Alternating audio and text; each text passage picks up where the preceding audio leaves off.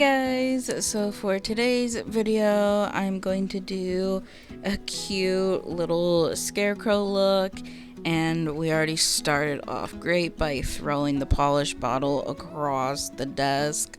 I had filmed a few different videos and I was dropping stuff left and right. Like, I was having quite the time when I was filming these videos. Anyhow, so I'm just going in right now and painting this nail with, I think it's cheesecake from Ballpit. I think that's what it was. I can't remember. But I did 2 coats of this and I cured each coat for 60 seconds. This is going to be the Scarecrow nail, and for the Scarecrow I'm going to use Hot Hazelnut, Fudge Pop, and Evil Eye, all from Ballpit, as well as Pumpkin Butt from NAILZ by Dev. And as always, I wipe the nail off to remove that sticky layer before going in and doing any kind of nail art, because it does tend to make your lines spread out a little bit, kind of similar to a blooming gel, but not quite the same effect as a blooming gel. It doesn't spread that much, but it does spread enough to kind of make your lines not quite as precise as you were wanting, or not as thin as you were wanting. So I'm just going in with one of those brown colors. I don't remember which one, for the eyes. I'm making the eyes look like buttons. And I decided I was gonna do a brown for this instead of doing like black. I just felt like it would look a little better, so I drew 2 circles on, and now I'm filling them in. And I am using a 9mm liner brush. My left eye here is a little smaller. I did end up making it a little bit bigger, but I still think it's ended up being just a tad bit smaller than the right one. Did I say that was the right one? Because that's the left one. Anyhow, the left eye is a little bit smaller than the right eye, or button, whatever you want to call it, because like I said, I am making these look like buttons. But yeah, that one ended up being a little smaller. Like I said, I did make it a little bit bigger, but I still think in the end it is just a tiny bit smaller. But I really, like, it wasn't that big of a deal, really.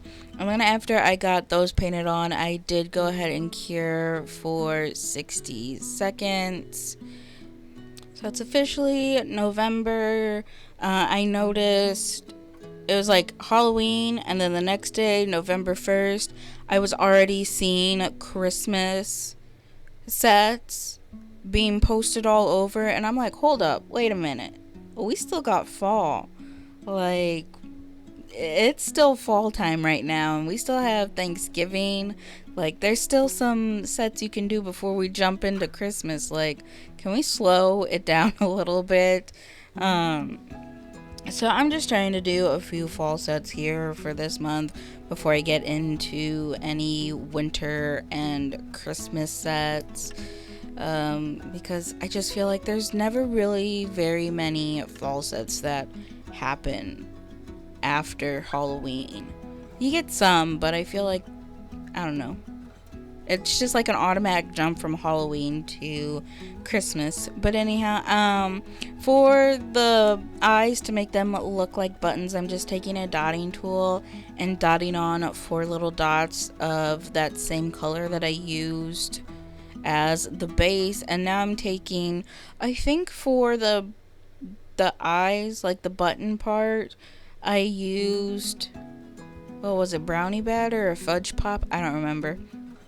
Whatever that darker brown was. And then for the threads, I used Hot Hazelnut. And now I'm just like making it look like the button eyes are sewn on. So I'm just doing a little X to make it look like the thread is sewn through the little eyes. And of course I cure everything in between doing all of that. So after I got those dots on, I cured them for 60 seconds since I was going to be painting over them. After I got what was supposed to be the thread done, I flash cured that because that was the last step there.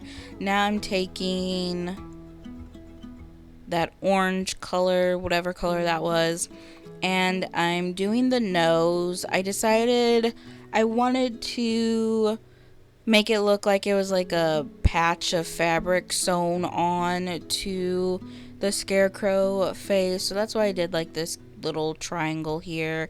And then I go in, I think I used hot hazelnut for all of the like what's supposed to be stitching on the Scarecrow, so like around the nose to make it look like a patch is sewn on, and then also for the mouth I use that hot hazelnut color.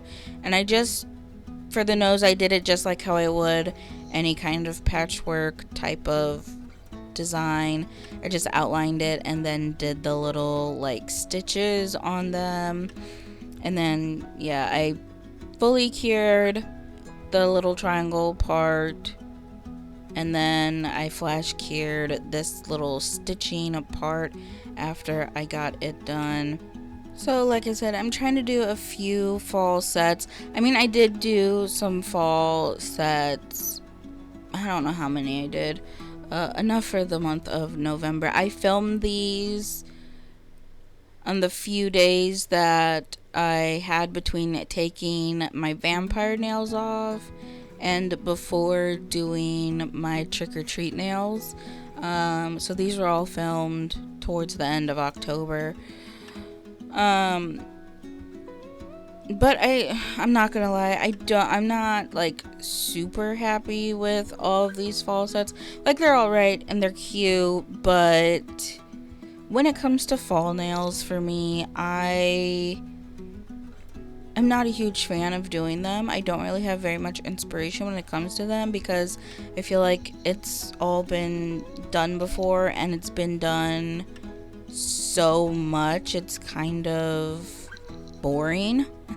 So I tried to do some stuff that was different, that you don't usually see, but also it's kind of like your basic average fall sets. I don't know, compared to like my Halloween sets and like the creativity that came for those, the fall sets are kind of lacking. So anyhow, after getting the mouth on, I'm taking that yellow color and doing like, I guess, the hair of the Scarecrow. So like what would be the straw sticking out from under the hat or whatever. I just did some lines of those, cured those for 60 seconds, and now I'm taking this brown, I think it was Brownie batter from Ballpit, and I'm drawing a line straight across on what's going to be the hat, and then I take the brush straight from the bottle and just fill in that area up there. I probably should have done 2 coats of it, but at the same time I was really liking how it looked with 1 coat because it wasn't like fully opaque. There was some little splotches that were not fully covered, and it gave like a really cool look, and I really liked how it looked. So I did only do 1 coat of that, but if you don't like how it looks, then a second coat would definitely cover up all of that, and you can kind of see a little bit some of the yellow peeping through. But like I said, I really liked how that looked. So for the rest of the nails, I wanted to make these look like denim, kind of like, you know, if you look at a Scarecrow, a lot of times they have overalls on, and I kind of wanted the rest of the nails to be like his little overall outfit or whatever. So for the base color, I'm using, I think this is Scorpio season from Madam Glam. I do have a discount code with Madam Glam if you are ever interested in purchasing anything from Madam Glam. All that information is down in the description below. So I did do 2 coats of this, and I cured each coat for 60 seconds. I feel like this is a really good color for denim. I remember when I got this, they sent it to me with their fall collection from a couple years ago. I was saying then, because that denim trend was going around, I said that color and that astral projection color were perfect colors for the denim trend, and so I used them for this, since like I said, I wanted to make this look like denim. I also used the white from Ballpit, and to create the denim look, I am doing a dry brushing technique. So as you can see here, I'm wiping pretty much all of the polish off of the brush. I also wipe off like the arm of the brush too, because any polish that is on that can and usually does end up like running down onto the brush, and then it like, floods your brush. But with a dry brushing technique, you want very little to no product on your brush. And when you do this, you wiped off a good amount, and you're going to get a good dry brush look here when you get some tugging and pulling on the nail, instead of, when you normally polish a nail, it glides on smoothly. There's no pulling, there's no tugging. It just glides across the nail smoothly. Whereas when you're doing the dry brush technique, you want so much of that product off that there is a little bit of tugging and pulling on the nail. You don't want it to feel smooth going across. Almost how like if you were to chemically etch a nail with your primer, and once you like really start getting it in there and it starts etching the nail, you get that tugging. You want kind of that same feeling with the dry brush technique, that tugging feeling. So here I am again showing you wiping off pretty much all the product off the bristles of the brush, because you want very little product on the brush. Because you want very little product going on to the nail. And I just very quickly swipe it across the nail to get that textured kind of look, and it gives that kind of like worn denim sort of look, which is what I was going for. Some of the spots there ended up being a little too much of either that lighter blue or the white. So after I got the white on, I did take the dark blue that I originally went in with and kind of hit some of those spots that I didn't like, where there was like a large concentration of the white or that blue, to kind of darken it up a little bit again. And you can do this, add as much of the white as you want or as little. You can also add as much of the blue as you want or as little of the blue as you want. You can do whatever. I love doing the dry brush technique. I've been doing this. I learned about this way back in middle school, and I did this a lot. Like, this was one of my go-to looks because it's just such a cool look. And it's really quick and easy to do. Like, it really doesn't take much at all. You just have to make sure you're wiping your brush off enough, because if you have too much polish on the brush, it doesn't give the effect that you want. And in between each color, I did cure for a full 60 seconds. You do want to make sure that you do cure in between, otherwise you're just going to smear that previous color across the nail and like mix it and blend it and like lose that color. So after I got that done, I went in and added some patches on to these nails, again to kind of make it look like, patched up overall jean type of look. I went in with the yellow and the orange. I did only do one coat of both of them. I could have done 2 coats of them. I probably should have done 2 coats of them, especially on the yellow, but I honestly really didn't feel like doing 2 coats, so I did only stick with doing 1 coat, and I tried to like push the polish around to where you couldn't really tell or like see the blue through there. And then after I got all the patches on, I went ahead and cured for 60 seconds. And I think I did 2 patches on all of the nails. And I did like different shapes, did triangles, circles, squares, rectangles. I mentioned this in a previous video where I did patchwork. I think it was the cat one, where you can, whenever you're doing patchwork nails, you can make the patches whatever shape you want. You want to do them squares, triangles, circles, stars, hearts, octagons, I don't know, other shapes. Whatever shapes you want, it works. And I was just kind of randomly having some fun with it, doing these little patches. And you can do as many as you want or as few as you want. Like I said, I think I only did like 2 each because I didn't want like the patchwork to be like the main focus of the nails, really. And I didn't want them to cover up like the denim look that I did because I was really liking it, but I did want those patches on there because I thought it'd be cute and give more of that like Scarecrow look to the nail.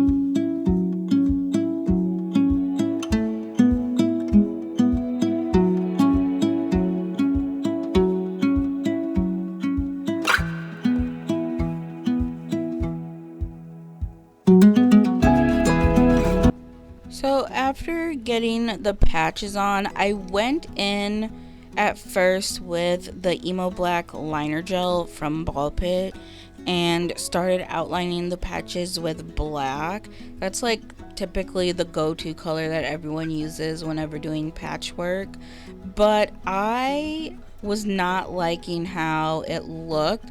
I just felt like it didn't match with this set.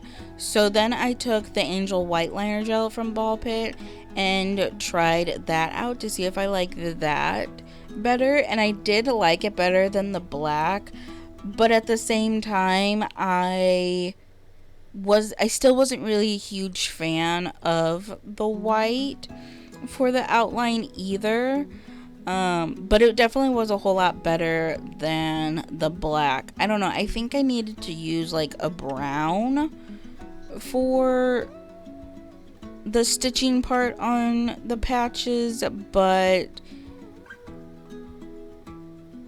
at the same time I was like, you know what, the white is good enough. Like, it looks fine. It looks a whole lot better than the black, so I went with it.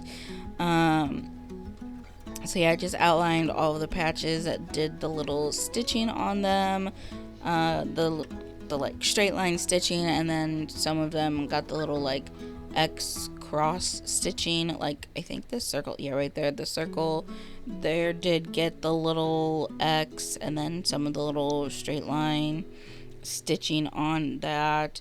And before I went in with the liner gel, I did wipe the nails off with some alcohol.